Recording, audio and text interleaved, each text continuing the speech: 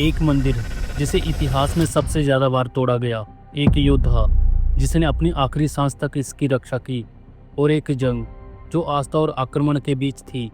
ये कहानी है हमीर जी गोहिल की, जो मुस्लिम आक्रमणकारियों की विशाल सेना के सामने अकेले खड़े हो गए। ये सिर्फ एक युद्ध नहीं था, ये हिंदू आस्था की सबसे बड़ी परीक्षा थी।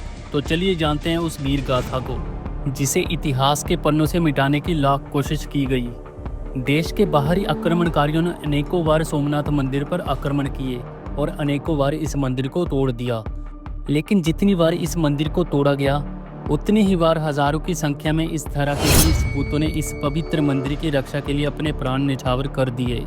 ऐसे ही एक वीर योद्धा हमीर जी गोहिल का नाम बड़े ही सम्मान के साथ लिया जाता है। वीर हमीर जी गोहिल को हमारे इतिहास का एक बहादुर नायक कहा जाता है। उनका जन्म गुजरात के सौराष्ट्र में गोहिलवाड़ा स्थित शाही परिवार में हुआ था। हमीर जी गोहिल भीम जी गोहिल के सबसे छोटे पुत्र थे।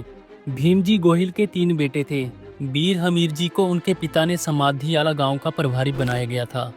उन्हें सौंपा गया काम वो बड़ी ही जिम्मेदारी के साथ कर रहे थे, लेकिन इसी बीच उन्हें पता चला कि ऐतिहासिक सोमनाथ मंदिर पर दिल्ली सल्तनत के जफर खान ने आक्रमण किया है।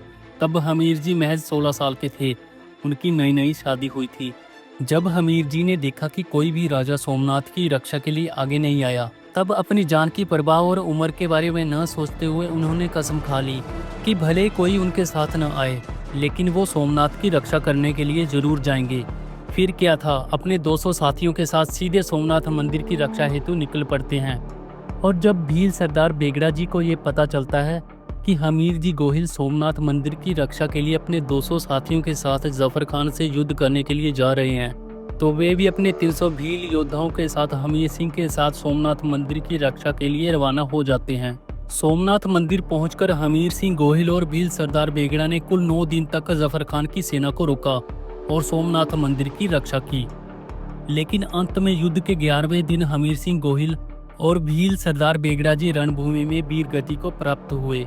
कहा जाता है कि हमीर सिंह गोहिल का युद्ध करते समय सिर धड़ से अलग हो जाता है, तो उनका शरीर बिना धड़ के कई देर तक युद्ध करता रहा। आज भी हमीर सिंह गोहिल और भील सरदार बेगड़ा जी की प्रतिमाएं सोमनाथ मंदिर के पास स्थापित की गई हैं।